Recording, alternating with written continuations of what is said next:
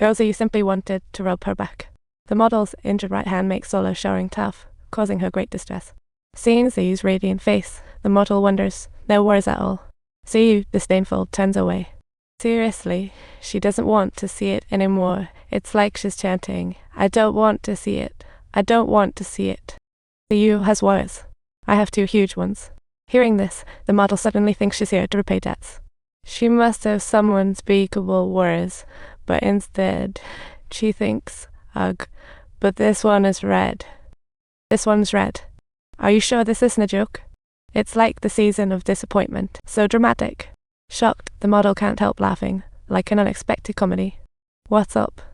You laugh like a clown, reminding me of that cat's mischievous grin. I'm loving this haircut. The aloof master hears it and instantly acts haughty, flinging Xiyue like a slingshot, pouring hot water on herself to wake up. She keeps reminding herself, I'm just a discarded waste of space. This bleak mindset keeps the model up all night, feeling dazed. She decides it's time to shake things up and do something. At that moment, Xiyue enters the hall to light a fire and sweetly warms up some milk, gently asking, can I cuddle with you tonight? The model is momentarily taken aback. She doesn't refuse, and the two start chatting in the warm glow of the fire as Xiyue pours the hot milk into a sip. Not only chases away the cold, but warms her heart. It's as if Xiyue understands her pain, and a simple tune brings the model back to sweet memories. Then Xiyue stands up, gently stroking the model's head with a soft smile, like a little angel. For the first time, the model feels unparalleled warmth. Xiyue says, I fear marrying a stranger. But when she met the model, Xiyue thought, this guy has to be genuinely kind. That's precisely the reason why she reciprocates with such tenderness. Just as the model is feeling a bit shy, Xiyue suddenly makes a daring move that makes his heart pound wildly. She rushes back to her room, spotting 2 pillows side by side, feeling anxious and jittery. Or no, it's her first time. What should she do? She rummages through books, eager for answers, but just as she's starting, her wife bursts in. She quickly makes the bed, says a casual goodnight, and hops in, while the model turns off the lights and tosses aside extra pillows. The model's face is flushed as she's about to roll over, only to realize her sleeve is being tugged. Turning around, she sees Xiyue's face just inches away. Desperately clinging to her sleeve, huddled in warmth, the long insomniac model finally sleeps. She wakes to find it's New Year's Day. Xiyue has prepared a hearty breakfast and hot soup bright and early. 1 sip, and she feels refreshed. Although last night's events left the model a bit dazed, she resolves to take action and promises herself to never be a pessimistic person again. This guy is definitely heartless, not caring about his son's injuries but worried about family reputation instead. Having a useless son is totally ruining the family's image, and it's affecting the siblings' chances at love. Talk about exhausting. He then dumps his son in the forest, buys him a suit, and claims he died in a car accident. This is just absurd.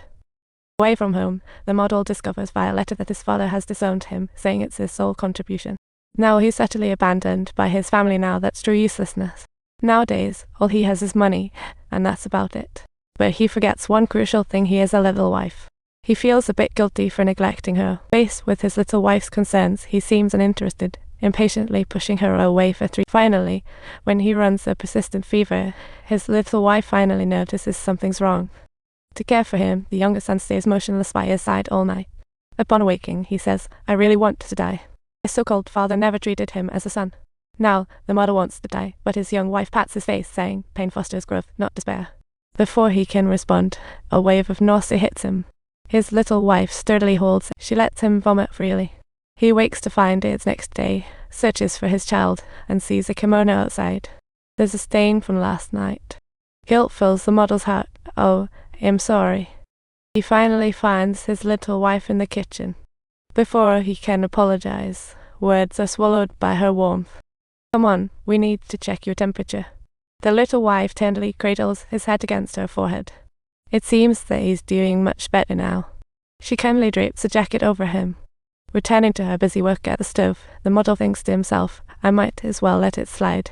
It's just clothes. How about we hit Tokyo for some shopping and get my little wife a new outfit? This girl is simply too easy to please. First time in Tokyo with someone I like. So excited I spun around, and finding 2 fine fabrics made me thrilled. Spotting an escalator, she's as giddy as a child, begging to try it out, completely adorable. When she sees ice cream, she can't move an inch, her eyes full of desire for that creamy goodness. Sitting in the department store's restaurant eating ice cream her first time, she takes just a couple of bites. The little wife excitedly wants the model to try it, and the guests at the adjacent table chuckle while stealing glances gathering the attention of the little wife quickly retracts her mouth, clarifying that it's just a habit between friends to share good food. It's a bit of a blunder, but it doesn't dampen her spirits. Instead, she's jealous of the kid at the next table.